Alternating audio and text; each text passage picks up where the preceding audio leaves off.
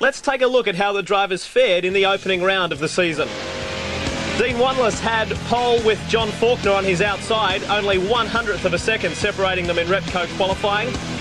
Jeff Brabham was reefed out of his seat and replaced by former champ Max Dumsney in a planned move by the Bright Eyes team. George Elliott had a tyre deflate, sending him into the wall on turn 4. His problems were multiplied when a leaking fuel line caught fire. Fortunately, it blew out almost as quickly. Gene Cook found the limits of adhesion as weather closed in, and the field spent the next 15 minutes under caution while the rain squall blew away and the track dried out. John Faulkner had an overheating diff slowing him. Kim Jane almost drove through him on the way past. Paul Kell in the 99 car and John Maltstead in the 96 machine had a coming together, giving Terry Wyhoon a few modifications along the way. Dean Wanless was losing his axle after a touch with the wall. And Charlie O'Brien crossed the line with 1 lap to go in spectacular fashion. But the win went to Kim Jane of the Herald Sun 200. Here's how they line up. Kim Jane off pole, of course, starting in their championship positions in the Bob Jane T-Marts machine. John Faulkner in the Cummins Tech Oils machine out of 2. Kevin Schwantz in the Talbot Fast Freight machine alongside Ken James in the Pennzoil Quadders car. Terry Wyhoon for BP Car Care. Neville Lance out of position 6. Ian Thomas in the Bright Eyes car alongside Graham Smith out of position number 8. Bob Middleton in the White Line Transport car out of position number 9. Dean Wanless in the Ford Thunderbird, the Newcastle Metal Recyclers machine. Gene Cook in the Austral Lubricants out of 11, and John Maltstead alongside him. Brian Sala out of position 13. Robert Tinworth in the Miller Genuine Draft car out of 14. Trevor Oliver in the Kirkman Transport car out of 15, and Rowan Harmon out of 16. Darryl Kuhn in the Simcoe Racing Commodore out of position 17, and Jim Richards starting from the tail of the field. Of course, he didn't start in round number 1. And it's 109 laps, total duration around the Goodyear Thunderdome. We have got a green flag situation and we are underway. The man from pole, Kim Jane, in the Bob Jane T-Marts Chevy Monte Carlo, has got the inside run on John Faulkner. Kevin Schwantz got up there nice and quick, forcing the issue on the inside, but the man out in front would be looking to make it 2 from 2. Kim's keen to set a fast pace right from the word go here, Lee. He was very happy with the result last time, naturally. His new car's living up to all expectations. John Faulkner sitting in second spot. There was a little bit of a gap back to Kevin Schwantz. Ian Thomas in the Bright Eyes Sunglasses machine was starting to creep up as well. But the first lap down, we have got 108 to go. This should be a beauty. It looks like it's going to be successful. He's got a good inside run there, and he's got him. So John Faulkner takes over the lead. Not quite, because Kim Jane is fighting back as they go up into the next turn, into turn 3. Faulkner and Jane side by side. It's the 46 Tech Oils machine. The Chevy Monte Carlo of John Faulkner really starting to give Kim Jane a hard time, and Kevin Schwantz is coming up into the equation as well. It's interesting to see that Kim's just not keen to let that lead go. You know, that car hasn't lost a race on the Thunderdome. Somebody who is up inside the top 5, it's very pleasing to see, and that is the BP Car Care machine of Terry Wyhoon. This is only his second NASCAR race. He is the defending Oscar champ, and he's well positioned in 4th. Terry's really settled into the NASCAR racing. You know, the Oscars, although they go the opposite way, it's still great grounding for these NASCARs.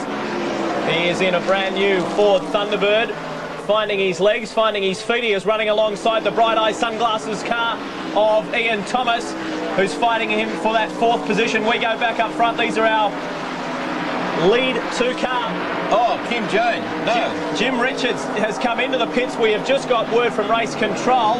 Apparently Jim has been penalised for jumping the start. He had to come in and do a stop-go penalty, so that is certainly not going to help his cause. Lee, there's more on that. I'm hearing on the scanner. Apparently there's some controversy going on. He didn't stop for the black flag, and they're talking about taking another 3 or 4 laps off him. We'll see how that unfolds. Kevin Schwantz in the Talbot Fast Freight Clarion machine coming in. Now, the crew has gone. Cut a tyre, mate. He's cut a tyre. He's on the scanner now. He's saying that the front left-hand tyre went down on him. That's why he saw him fall back through the field. Have a look at it. It is absolutely shredded. Kevin Schwantz's front tyre has just completely shredded itself. So a new front left going on for Kevin Schwantz, and that's really not going to help him any. either. No, it is, especially under green flag conditions, because he'll definitely lose some laps in this. Terry Wyhoon forcing the issue. He has gone up into second position. That's a great move by Terry. We don't want to make excuses. We'll play by the rules. At the start of the race, we were waved by because Rowan couldn't keep up. So we went to the high side, which is acceptable if you're waved by. So then they said we had to have a stop and go. So we were having a discussion with the pit row official, and we were going to abide with what he said. He's telling me he's talking to race control, so I'm waiting for their decision. Finally they said, bring him in. We brought him in. Then they said we're down 4 laps or whatever.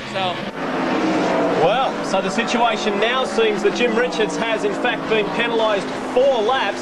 So that is really going to make his night very, very hard. We've just seen Terry Wyhoon take the lead now from Kim Jane. To get in front of Terry Wyhoon. Now he's pulled around about 3 car lengths.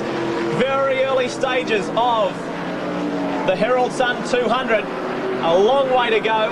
109 laps total duration. We see the cars starting to slow a little bit, yet there is a caution situation. The pace car is about to come out. That's Les Kennywell there on the track. Looks like he's had a lose. Is the Bob Jane T-Marts replay right up heavy into the wall. And Les has had a severe hit in the left rear quarter panel there. We're on board with Kim Jane in the Bob Jane T-Marts machine. He currently leads the way under this caution condition. Terry Wyhoon is in second and Neville Lance in third. Again, the pace car pulls off, the green flag is out, and we are back underway with the Herald Sun 200. Kevin Schwantz has overtaken Kim Jane, so he regains that lost lap when he came in to change the tyre. So Schwantz is now on the lead lap.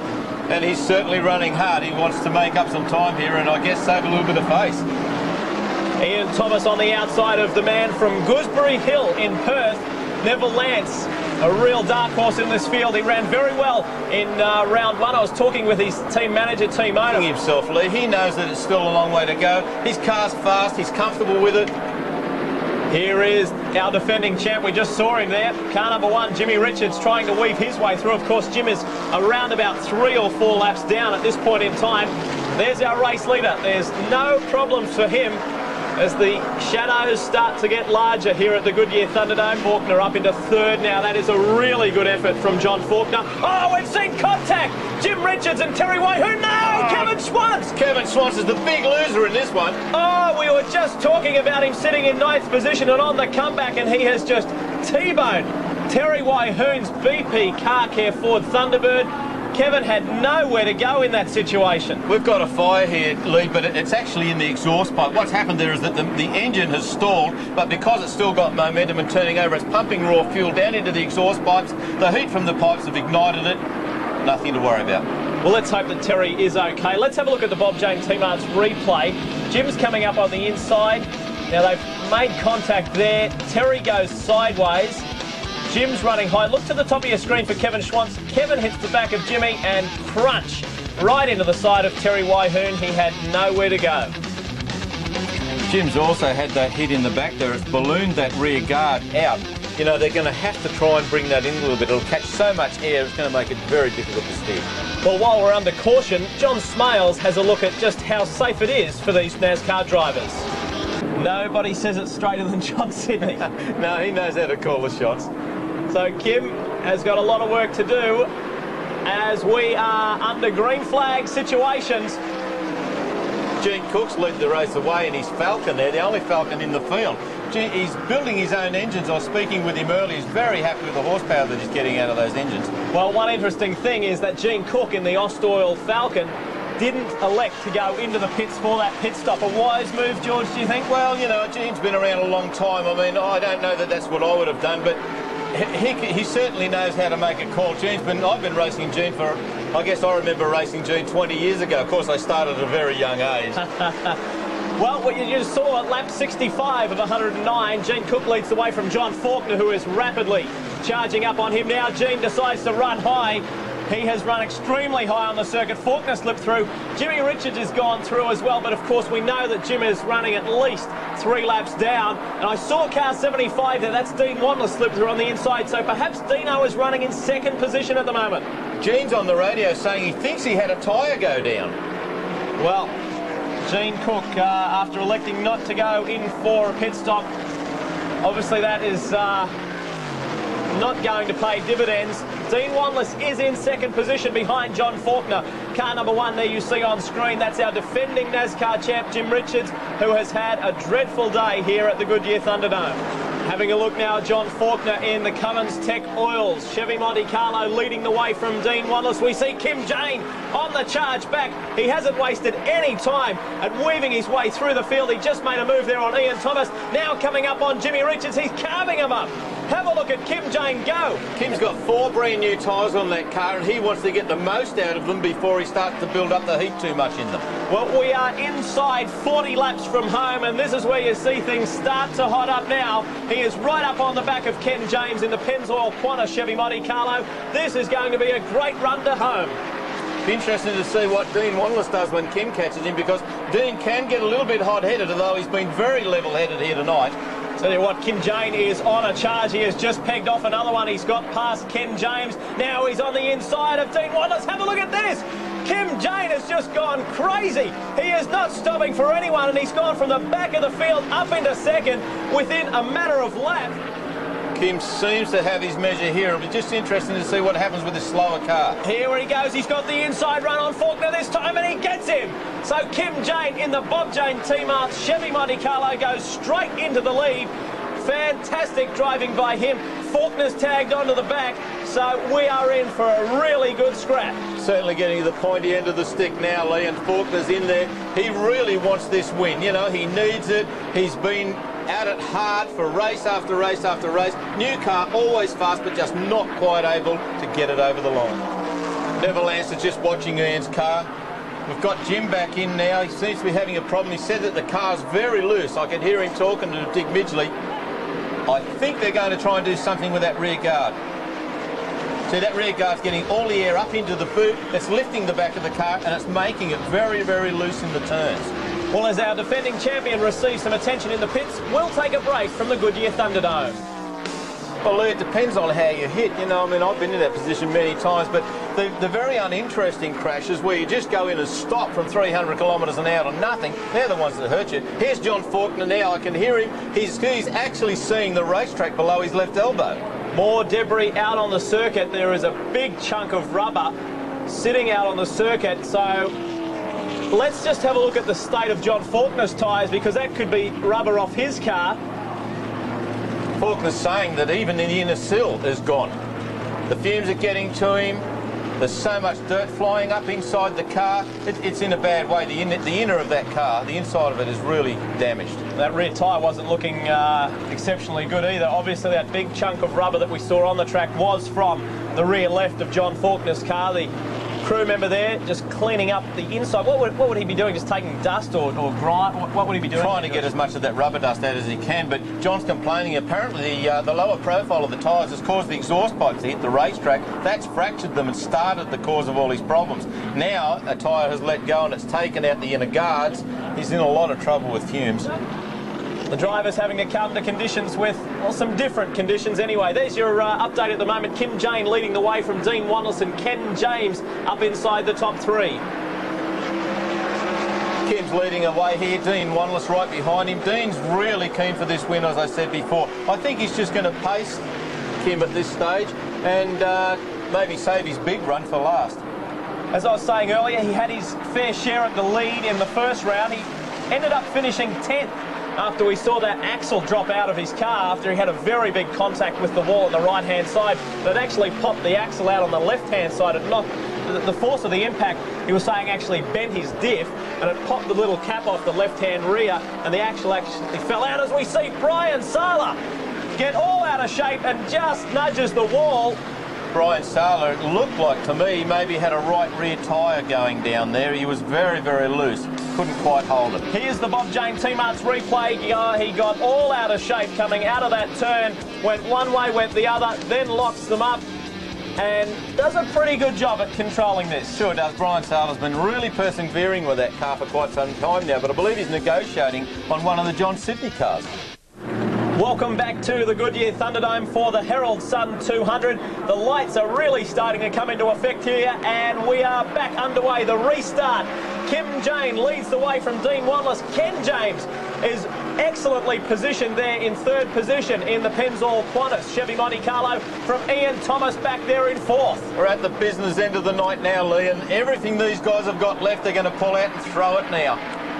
Kim Jane would be feeling very anxious, a little nervous. He would want this race to be over. He is looking down the barrel at 2 wins from 2 starts. Of course, he won the opening round of this championship, and he is sitting in the box seat at the moment. He got second in the 1994-95 championship. He got second in the 95-96 championship. He would be looking to go one better for this, the 96-97 championship. Slower car in the apex of the turn there. That'll give Kim that little bit of a gap that he really wants to keep between himself and Dean. That's John Molstead driving Paul Stocker's machine. Look at the face on John Sidney. He is concentrating. Total concentration. Just hoping that Kim Jane can hang on. There's about 3 or 4 car lengths between he and Dean Wanless. I would say that it's going to remain the same. Kim Jane looking fairly composed, looking fairly consolidated out there. Kim definitely has total control of the race at this point, Lee. Dean Wanless's car just got a little bit loose on the exit of that turn there. We've seen smoke. There's been a car come into contact there as we are on our last lap. It's Gene Cook. Gene Cook's gone into the wall. Well, Gene Cook has hit the wall very, very hard. Look at the windscreen. That's a hard hit, Lee, a very hard hit. But still, Gene's a tough old fox. He'll lay in the corner and lick his wounds for a few days, then he would chanting at the bit to get back in the race car. Well, word from race control, red flag, the race has been declared.